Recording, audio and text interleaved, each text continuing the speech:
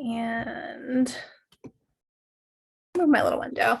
Hi, everybody. Again, I'm Ashley DeWitt. I'm the admissions coordinator for the library science program, and we also have Heather joining us. If you have questions, feel free to ask them as we're going through the session. You can either unmute yourself and ask out loud, or Heather will be monitoring the chat, so you can also ask there.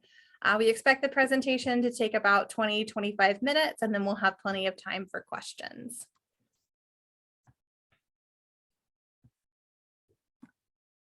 As soon as I can, there we go. So this is a 36 credit hour degree that is pretty standard for a master's degree. That's 12 classes, and our degree is entirely online. We do have a physical presence here on campus, but even if you are in the Lexington area, all of the classes are online. And not only are they online, they are also asynchronous, meaning that you don't have to be online at a particular time on a particular day for class. Our classes do still follow the semester schedule. Fall classes start in August, end in December. But beyond that, your instructors may decide to have a weekly schedule or a bi-weekly or a module schedule to be up to them, and they will make that clear to you in their syllabus and in their Canvas shell. The really nice thing about having a fully online program is that it means that our students qualify for lower tuition rates, even if they live out of state. So there is a particular students enrolled exclusively in distance classes tuition rate that's actually a little bit lower than the resident tuition rate. And that's what our students pay as online students. We are about 300 students strong at this point. You know, every semester that number changes a little bit, but about 300. So we're not one of the biggest programs or one of the smallest. We're kind of right in the middle. We are, however, one of the oldest programs. We've been teaching library science classes since 1918, so over 100 years at this point. And we've been involved in distance education for more than 30 years. So we're not new to the online game. We've been doing this a while. In terms of faculty, we have 10 full-time faculty. We also have 2 new faculty joining us in the fall. We're very excited for them to join our team. And according to US News and World Report, our program, the overall MSLS program, is ranked 17th out of all library science programs. We're also 3rd for health information, 11th for school library media, and 12th for services for youth and children. So if you're interested in working with kids, young adults, this is a great program to be in. We have a lot of coursework that is dedicated to helping prepare you to work with that particular group of people. Any questions before we move into academics? I don't think so. Okay, we'll just keep going. So I mentioned a couple of the concentrations: health information, youth services, and literature. We have a number of concentrations, things that you would expect: academic libraries, public libraries, our school libraries for our K through 12 teachers that want to work as public school librarians. Also information technology and systems for people that want to work on the back side of this field, making sure that all of our systems that support all the things that we do run smoothly. The important thing to remember about the concentrations is that they're not formal degree designations. They're not going to appear anywhere on your transcript or your diploma. They're really just something that we use internally so that you can tell us, hey, I'm interested in this facet of librarianship, and we can say, okay, well, these are the classes that we would recommend in our curriculum that you would take. And so they're just that, they're recommendations to say, hey, you're interested in academic libraries, these would be some good classes. But you're always welcome to mix and match. So if you have an interest in academic libraries and health information, by all means, take classes listed under both concentrations. The one concentration that is a little different is our school libraries concentration, because that's for our already certified teachers. So they're coming to our program not only to earn their Master of Science in Library Science, but also to fulfill the requirements for school library media certification. In order to fulfill those requirements, they don't have quite as much leeway in adjusting the classes that they take because they have to meet those certification requirements. So that's a lot of information. What does it actually look like once you're in the program? So I mentioned 36 hours or 12 classes, and here's how that breaks down. So everybody takes the same 4 core classes. That's our 600 through 603 classes. You'll notice the numbers are sequential, the classes aren't. You can take them in any order. 600 is an introduction to our profession, who we are, what we do, why we do it, why it matters. 601 is more information seeking. How do we talk to a person and understand their information needs and then help match them with the information that will meet those needs? 602 is the flip side to 601. So it's about knowledge organization. How do we organize information and knowledge in such a way that we can then actually go search for it efficiently and effectively? So think of things like metadata cataloging. This is a foundational class for those areas. And then finally, 603 is a foundational management class. Everybody in this field manages something, whether you're managing, a multi-library system or you're managing the crafting supplies for your summer reading program. You're going to manage something. So we make sure that all of our students have a firm foundation in management and teamwork so that they can go forward and be really effective members of their library system. Outside of the 4 core courses, you also need to take at least one technology class. We have a lot of things to offer. We have 636, which is a foundations class. So if tech isn't really your thing, if you're feeling a little unsure, that's a great place to start. Or if you're more advanced and you're like, I know tech, I've been doing this for years, you might think about taking something like 668, which is a database building class, a little bit more advanced, something that someone with a good tech ground could jump into. We also sometimes have special topics classes. That's our 690 classes that meet the IT requirement. Heather's always really good about noting in the catalog which IT classes or which special topics classes count towards IT, so you never have to wonder. Even though you're only required to take one technology class, we always encourage you to take as many as you're interested in because this is a field that's very responsive to technology. What we do and how we do it changes as technology advances. So the greater ease you have with technology and learning new systems and adapting, the easier it's going to be for you throughout your career as a librarian. And the last 7 classes that you take are electives. You can pick anything in our catalog, including our 672 practicum course, where you get course credit for doing an internship.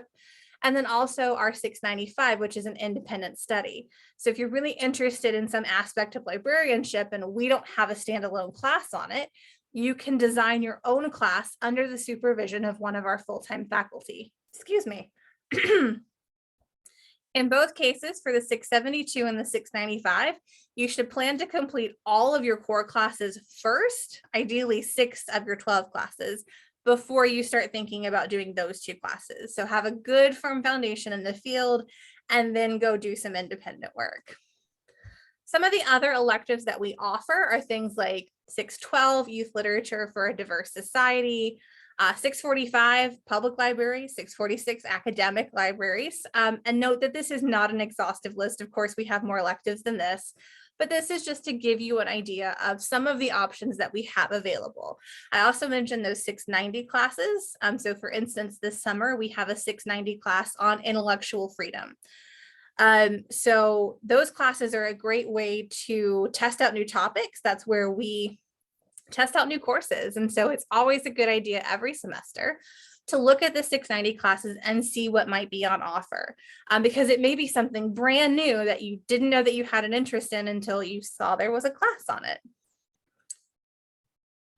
I see we've got, thank you, Heather. Yes. So 672 is not a required class for our standard MSLS students, but it is highly recommended. It's a great idea to get practical experience while you're in the program so that you are a more competitive candidate on the job market. And we would really love for you to get paid. So yes, absolutely, paid internships can qualify for the 672 class. There's some other requirements as well, 140 hours. If you're already in a library system, you unfortunately cannot get credit for the job that you already have, but you can work outside of your normal job responsibilities, work in a completely different area of your library and get credit for that. So that's something that we'll work on with you. If you need help, Heather is actually the coordinator for all of our 672 paperwork. So if you have any additional questions about that, we can get you in touch with Heather and she can help guide you through that process. Now, in case we have anybody who is interested, in the school library classes, remember I said that these students don't have quite as much choice because they have to meet those certification requirements. But you'll notice that they take the same 4 core classes, 600 through 603, but they also have 4 specialization classes, 644, Administration of School Media Centers, 647, Current Trends in School Media Centers, 676, which is a required practicum. So our school library students do have to complete a practicum. It's got a different number. And then 655, Organization of Knowledge, if we have that on offer, or we have a lot of other electives in and outside of our department that can also fulfill that requirement.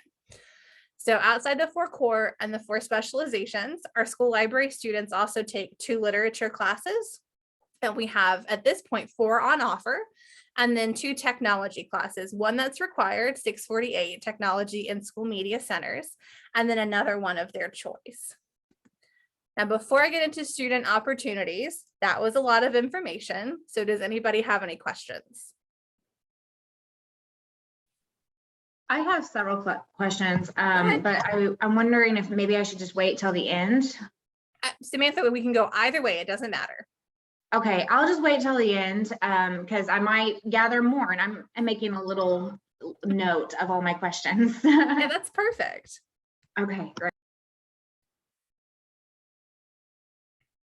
And as Heather put in the chat, if you are someone who's interested in school media certification, we have built our schedule such that several of those required classes are offered in the summer because we know that you're currently practicing teachers, and the summer may be the time where you have the most free time to actually take classes.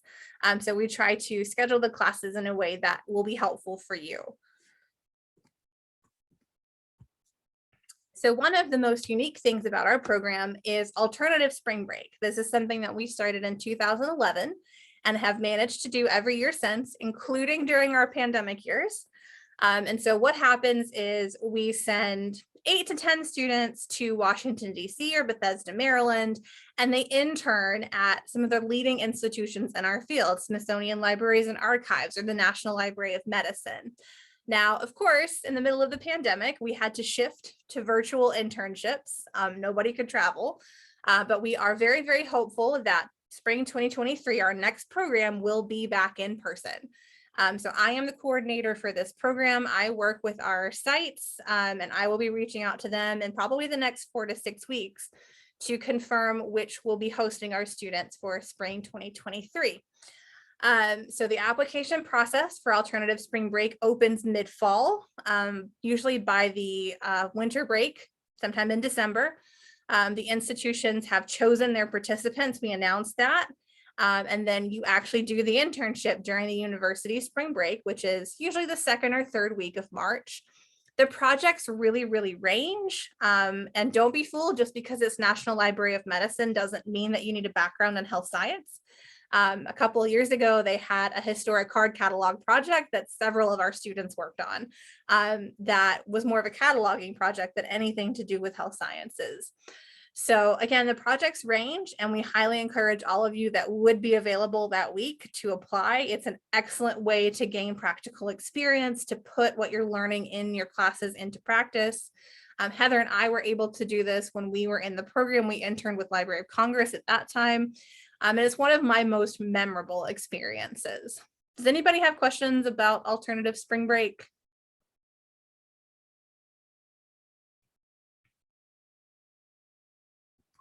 I'm not sensing any, so we will continue. So we are currently waiting on the tuition rates for this coming fall semester for the 2022-2023 academic year. Those have not been shared yet. So the next best thing is to tell you what the tuition was for this past academic year, 2021-2022. So all of our students pay an online only rate, that graduate students enrolled exclusively in online classes rate, which you can see here for last year was $6,291 per semester if you were full-time, or $700.50 per credit hour, about $2,100 a class if you were part-time. And you'll notice that that is lower than the resident rate and definitely lower than the non-resident rate. So if you're an out-of-state student, please know you're not going to pay the non-resident rate because you will be enrolled exclusively in online classes. Yeah, and Heather provided the link. So once they've actually given us the 2022, 2023 rates, you can follow that link and it will take you to the registrar site to see what they are. I also want to go over admissions deadline. So we just passed the deadline for fall 2022. That was July the 1st. So if you guys are spring 2023, if that's what you're considering, that deadline is November 15th of this year. If you're looking ahead to next summer, that will be March 15th, 2023. And if you're looking way ahead to fall of next year, that deadline will be next July. Now, we are expecting that the graduate school is going to be updating our application portal for our fall 2023 students. So if you're spring or summer, you'll apply with the portal that we have right now. But if you're looking at fall 2023, make sure that you come back and either shoot me an email or go to the graduate school's website when you go to apply, because we may be using a new portal at that point. So in terms of how to apply, the admissions requirements that we have are an undergraduate GPA of a 3.0 or higher. And if you've done any previous graduate work, also a 3.0 or higher. It doesn't matter what field your undergraduate or graduate degrees are in, any major is fine, as long as they're from an accredited institution. Outside of the GPA, we're also looking at 3 letters of recommendation. That can be any combination of professional and academic references. If you've been out of school for a while and you only have professional references, that's absolutely fine. Your current boss or supervisor, your coworkers, people that you've volunteered with, all of that is fine. We're also looking for a personal statement where you take about 200 to 300 words to tell us, why do you want to go into this field? What is it about library and information science that attracts you? What are you hoping to do in your career? And 2, why is our program at UK a good fit for those needs? And then the final piece is a current resume or CV, just so we can see what kinds of experiences that you've had, what kind of maybe job or internship opportunities that are relevant to our field.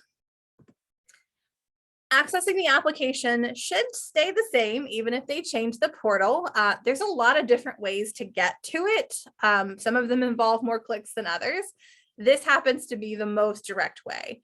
So you'll start from our graduate school's website, gradschool.uky.edu, and then you'll see a menu bar at the top, that second option, prospective students. The first link under that, apply, will take you directly to our application portal.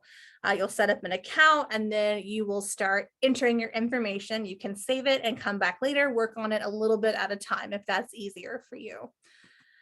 And that's the end of the presentation. If you ever need to get in touch with me, my email address is ashdewitt@uky.edu. You can also get in touch with Heather at that sis@uky.edu email address. And we are going to be sending out a recording of this presentation along with the slides. So don't feel like you have to copy everything down furiously. I should have that to you sometime tomorrow.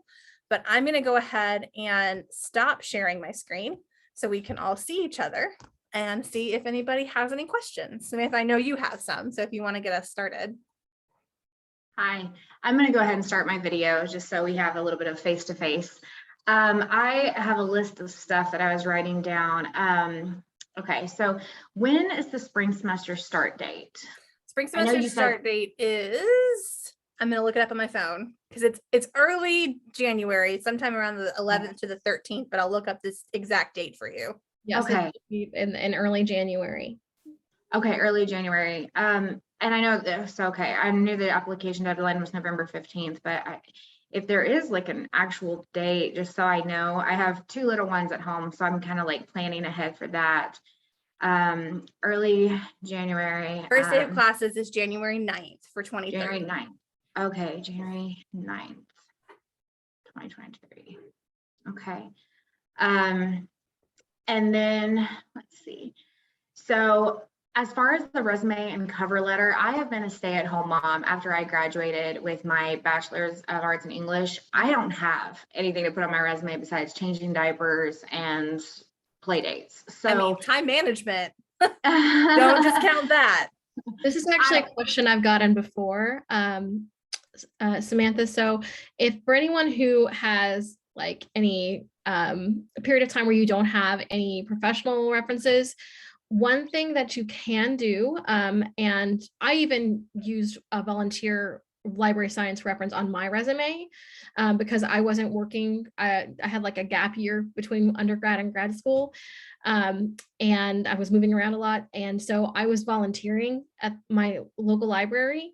And because I was volunteering, the volunteer supervising librarian, she actually wrote recommendation for me. So I got all of my, I got a recommendation that way. So if you have, if you are participating in any type of volunteer organization or anything like that, anything that you're doing where you have references from like the people in that organization or colleagues, that is also something that is appropriate and considered a professional reference in our eyes.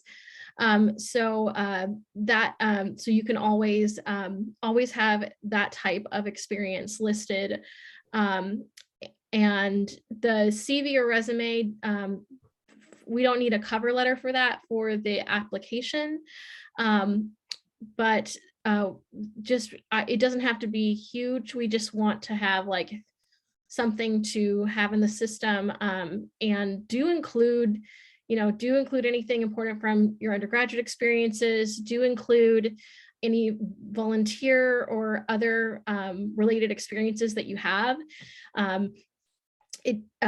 We're not looking at you from a hiring perspective. We're just kind of wanting to see what different backgrounds and work and educational experiences you can bring to the program as a student.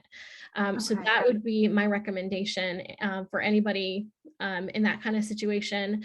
Volunteer supervisors. So if you say, like, I've had folks, they volunteered at the library at their church or their local library, just anyone that you are working with in that capacity that might be able to recommend you in a grad student capacity would be totally acceptable. So it doesn't have to be an employer per se, it can be like a volunteer supervisor. And Samantha, if you want to send me an email and give me like a little insight and say, hey, I'm thinking about maybe this person or this person, can you give me some guidance? I'm happy to do that. Okay, I appreciate that. That's good feedback. I definitely would use my classes from my bachelor's program, and I would try to get a hold of my former professors. I'm not really sure how to go about doing that because I've already I'm no longer a student and I haven't been since 2020. So I'm not really sure how to do that, but I'll figure that out. But as far as the volunteer, I'd love to do that. I have a 6-week-old baby, right, and a 4-year-old that is not in school full time. So I'm just not sure how to, there's no daycare. And so I'm wondering if, maybe I could do it with my kids, volunteer in baby wear the whole time. And volunteer work is just an example. So we're not expecting you to come in with volunteer work. Being a full-time mom is a whole, it's a career and a half. And you're not the first student to come to us having made that transition. So you'll be in good company. You're not that rare. So don't feel like you're kind of an outsider coming in. But anything, if you have like religious organizations or any organization that you belong to, or if you have like mom groups that you go to, right, that you have fellow parents who can talk about things like time management and ability to cope with a lot of stress and get things done. We're very flexible on that requirement because we understand that it has been a couple years since you've been in academic life. I can also help you with some tips to try to connect you back with your professors. That's what I'm here for. So you don't have to do this alone. I am here to help you. So that would be shoot me an email. Okay, I will. I have your contact information. I took a picture of that last slide you put up with your contact. So yeah. I will definitely be doing that. Okay, so that was already answered in the meeting. You all did an excellent job at answering all these questions throughout the meeting. Thank you. Okay, so as far as financial aid goes, I know I was originally hoping that I could still start in August. I didn't realize the application. I was told when I called that the application deadline was July I want to say like 20 something. Actually, I wrote it in my calendar. And so I thought I still had time to get on in the fall semester. So I'm glad that that was cleared up too, but it makes more sense because I was wondering about how long financial aid it takes to process. How long does it normally take to process? If I start applying soon, I'm assuming it will for sure go through by the spring semester. And Yeah. okay. And we have a whole financial aid office that has counselors that you can set meetings up with online, and you can ask them whatever financial aid questions you have. We don't actually work with any financial information at the program level. We're not privy to any of it.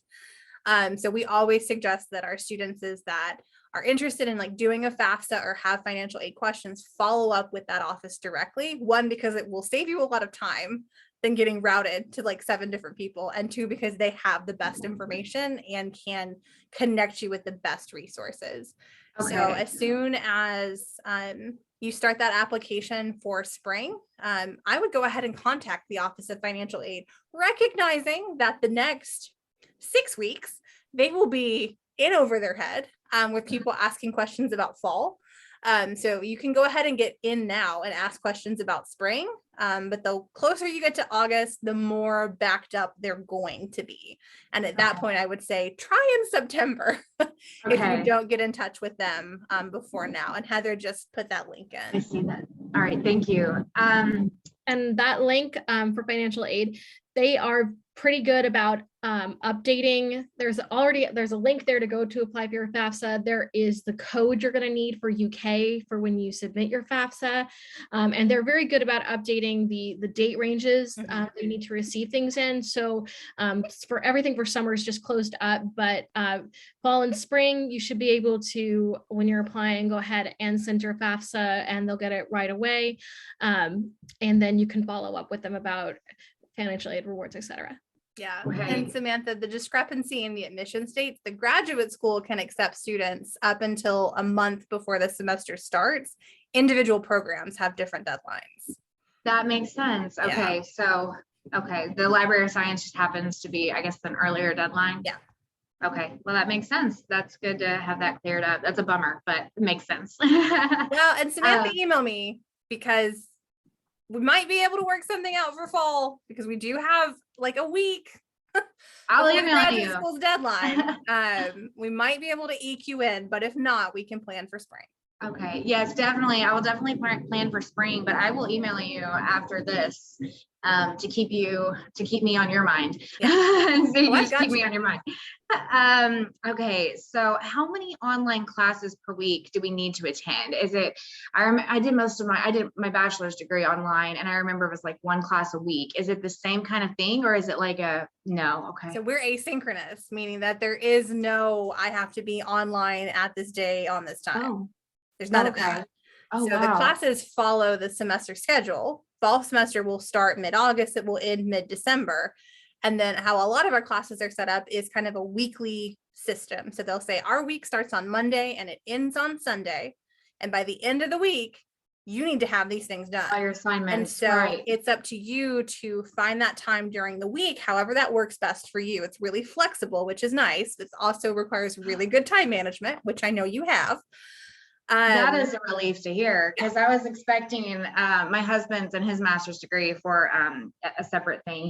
He has the same degree as I do in English with an emphasis in professional writing, but he's going for his master's in education, but he's going to Thomas More, and he has to be on his class every Wednesday from 6 to 9.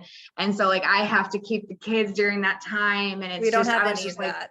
okay, I was like, gosh, wouldn't it be something and just our luck if we're both in class on Wednesdays? And so then our kids are going to be running around in the background and my baby's going to be screaming the whole time. And so that's a relief to know. I know what asynchronous means and that, but I didn't know that it was completely individual, like learning.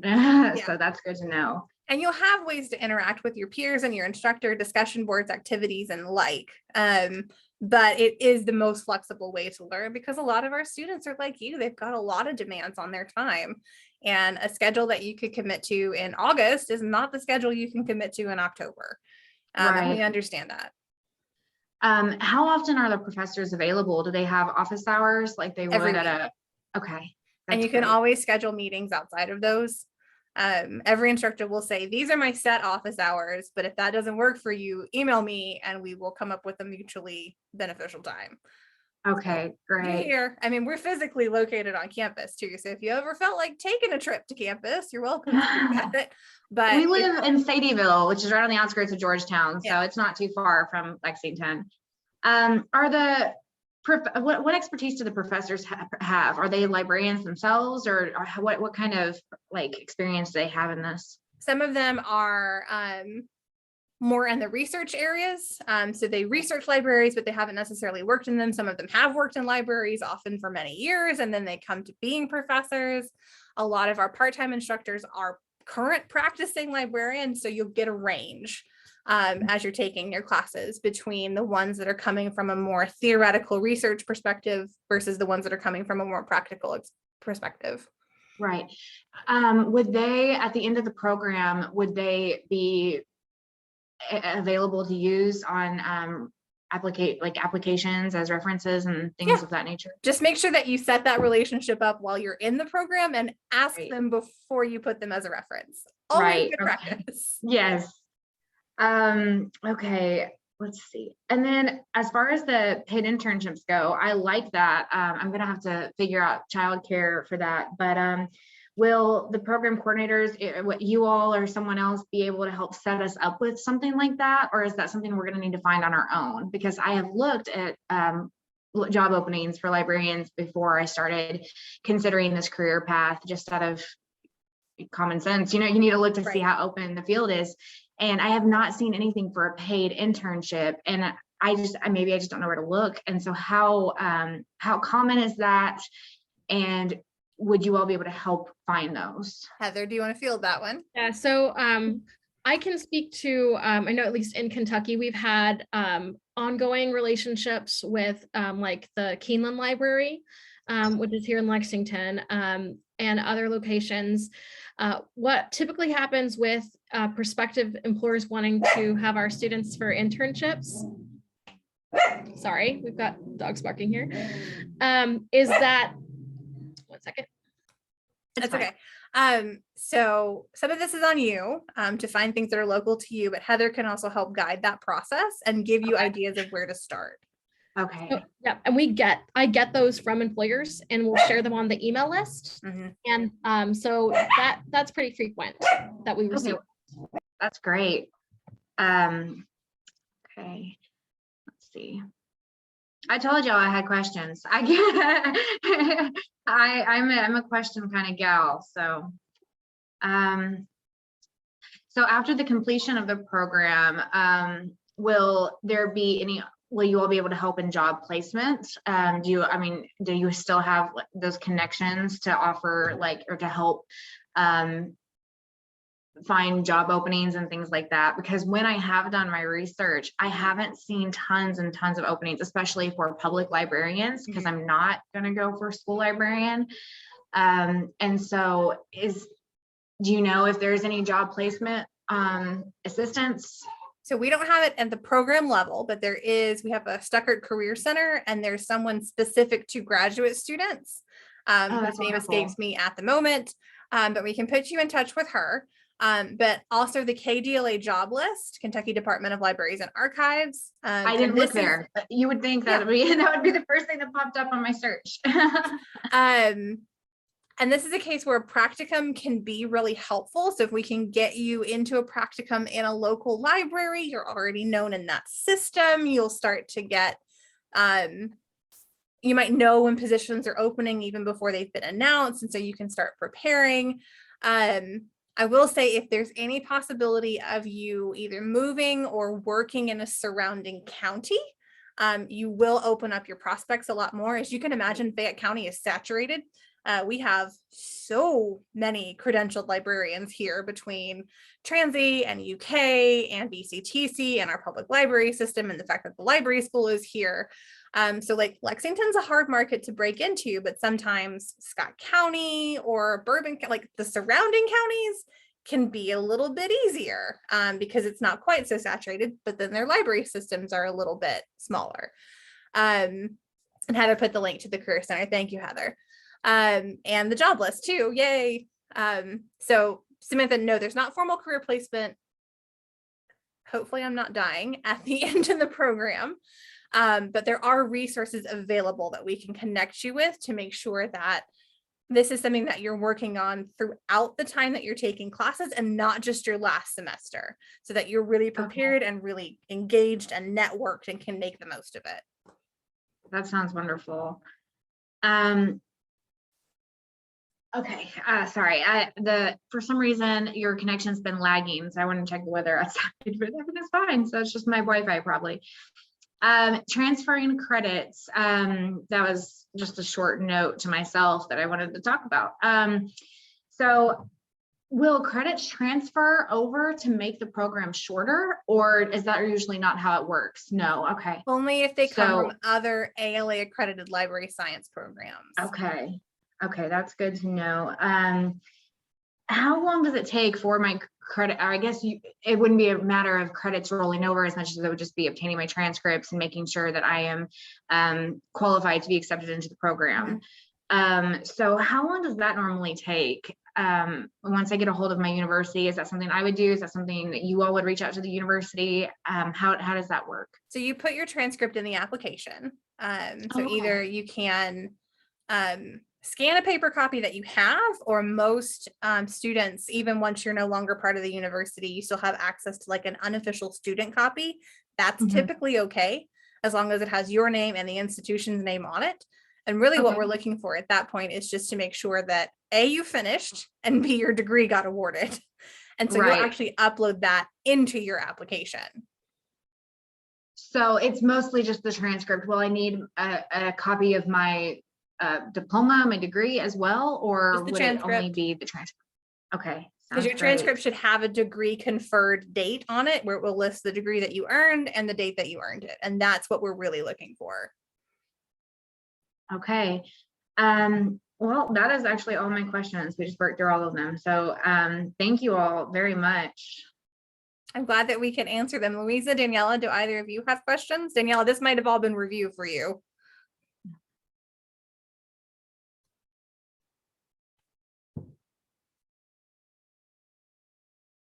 All right, well, Heather and I will hang out for a few more minutes. If any of you do have questions, please feel free to ask them. If not, thank you very much for spending part of your early morning, afternoon with us. As I said, I will be sending the recording and the slides from the presentation out tomorrow.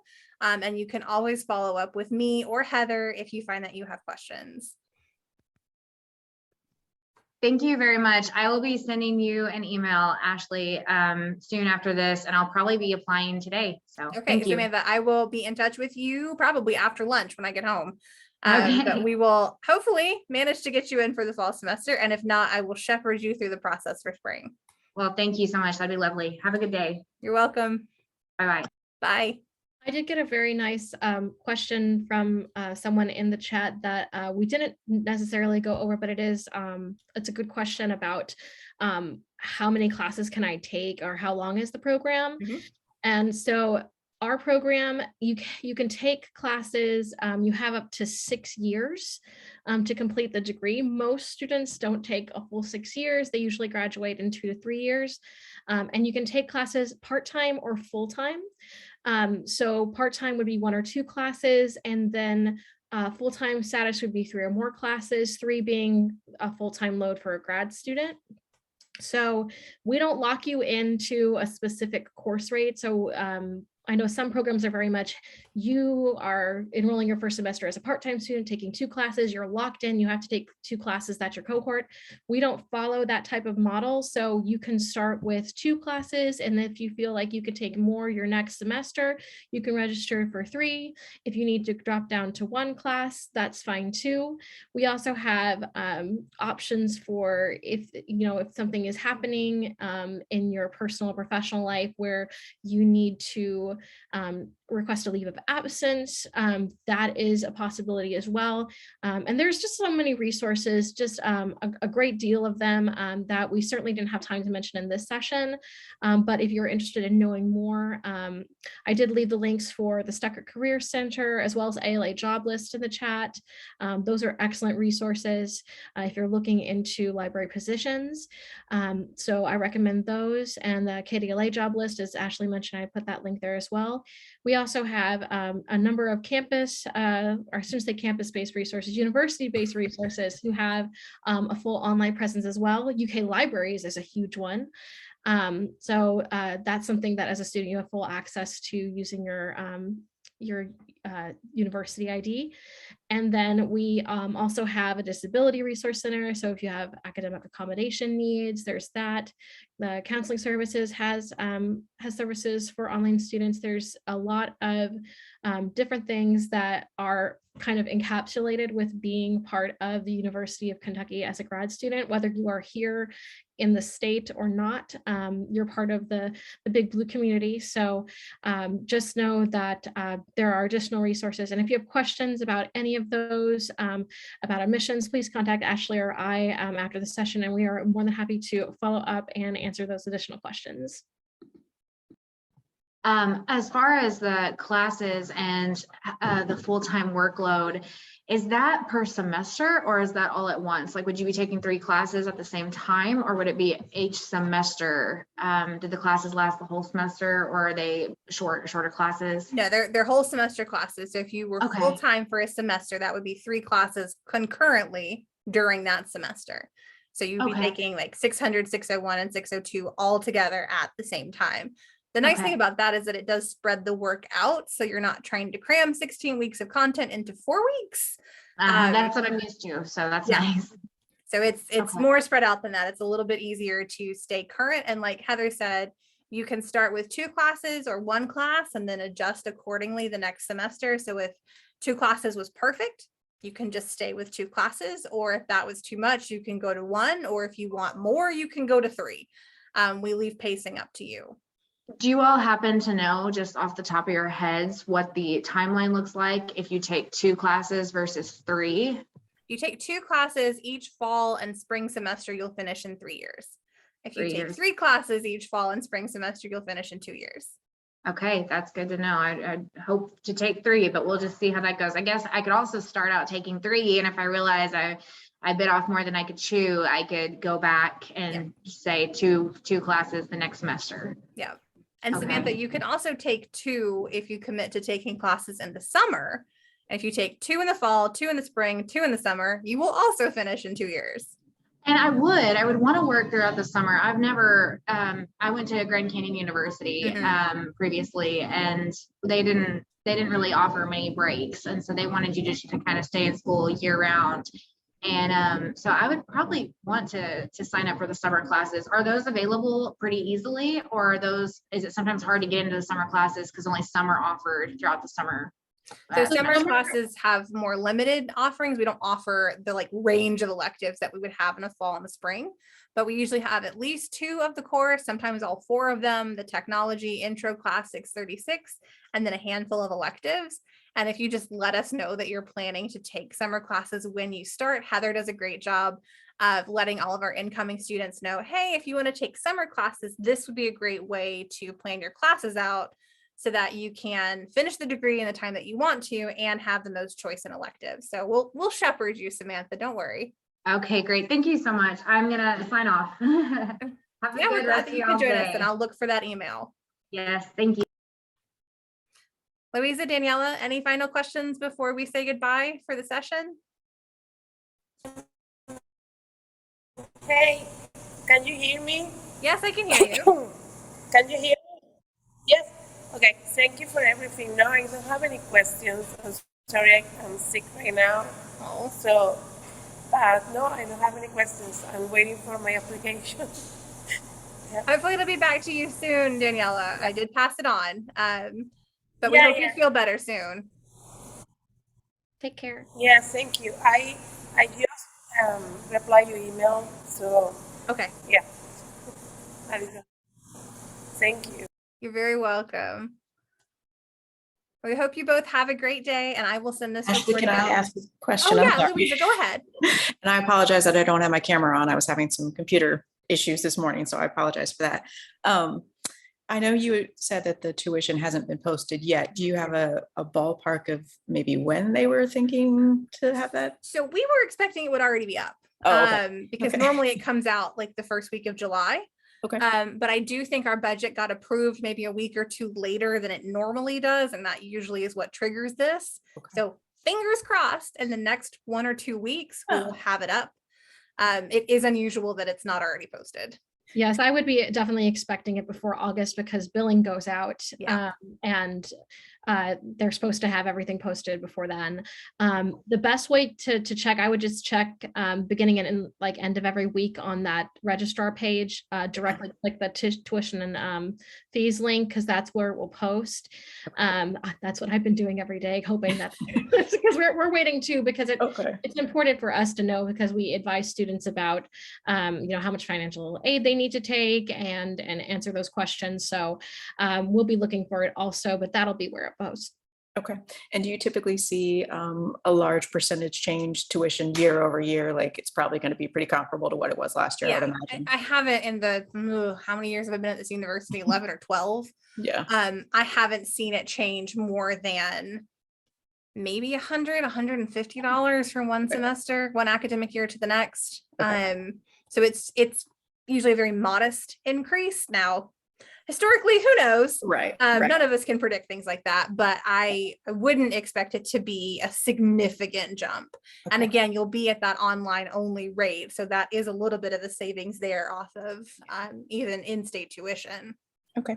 And I know the deadline for spring is November 15th, but you can apply before then. So what's the time between submitting the application and hearing if you have been accepted? How long is that process? So normally it's 2 weeks, Okay. 10 to 15 business days, I would say. The graduate school does put a pause on processing spring admissions until they finalize fall, which is where we are right now. Okay. So if you apply tomorrow, it probably wouldn't fall in that like 2 to 3 week window, because they just haven't started spring yet. Okay. But if you're looking at applying sometime in August, September, October, Yeah. then yeah, it's usually that 2 week turnaround time. Now, some of that is dependent on if I have all your transcripts that I need, and Right. how quickly your reference providers actually put their recommendations in. Usually if there's a delay, it's because we're waiting on letters of recommendation. And speaking of the letters of recommendation, do you have a preference? Can it be a coworker? Should it be a supervisor? Does it need to be all Either. supervisors, all coworkers? Can it be a combination? Combo's good. Okay. Any and all of these options are available. to Okay. you. Okay. The important thing, Louisa, is that as you start the application, go ahead and put their contact information in as like one of the earliest things that you do, Mhm. because once you do that, they can start completing their letters of recommendation even as you're working on your application. And politely remind them to Right. get it done. And I can do that on my end too. If Right, you're gonna like right. send me an I was email and gonna go, say, Ashley, Ashley has that can you ability. send a reminder?